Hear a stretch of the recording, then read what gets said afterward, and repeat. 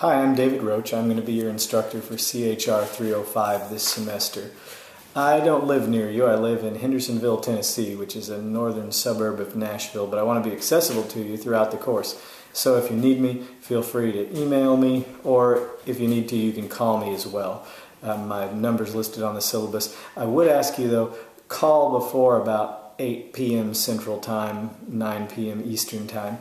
I have 3 little kids who are ages 5, 2, who the 2-year-old will be 3 by the time we're finished with this class, and then I have a 10-month-old who will be 1 before we finish with this class. So I'm starting to get them to bed and do things like that about 8 o'clock. I'm really looking forward to this class because it's about, as the title suggests, the Christian worldview and contemporary application. I guess the big question is, what's a worldview? Well, the worldview is the grid through which we see everything else in life. A worldview is like a set of glasses that you put on, philosophical, theological glasses that you put on, and they affect the way you see everything else. Some of the major worldviews we're going to talk about are Christianity, naturalism, and postmodernism. And when you approach a question like, what do we make of the scientific data that we get from biology experiments? Your worldview determines how you see that data. For instance, the Christian gets some data from a biological experiment, and the Christian says, God made this world, and the data from this experiment reflects the order that God put into creation.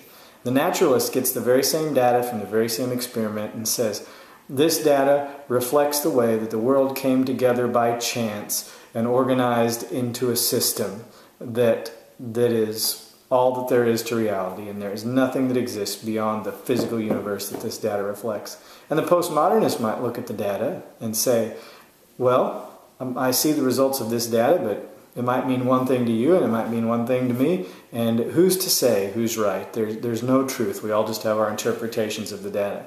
Those are 3 very different things that a person says about the same experiment depending on their worldview. And that doesn't just apply to experiments, it applies to everything, every single aspect of your life.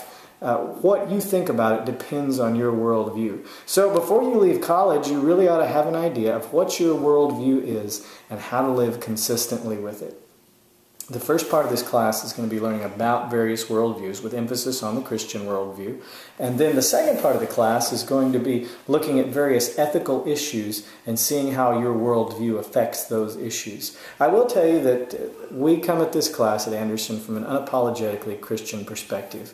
If you don't have a Christian worldview, you will never be graded down, and I welcome your input to every single discussion.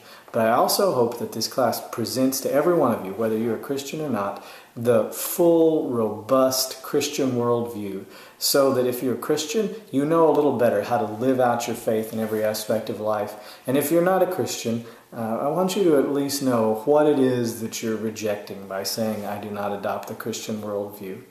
And I would urge you, though, to consider it. I've found it the most satisfying worldview there is. Now, logistically in this course, you have a lot of work, and I'm going to try to get feedback to you as quickly as possible. One big thing to mention is the group project. The semester is going to culminate in a group project, which the syllabus tells you about. And most of your discussions throughout the semester are done just within your group, your group for the group project. As I remember, every group has 4 people in this class. So you should get to know your group, and as the semester goes on, you'll be discussing with them what you're going to do for your project.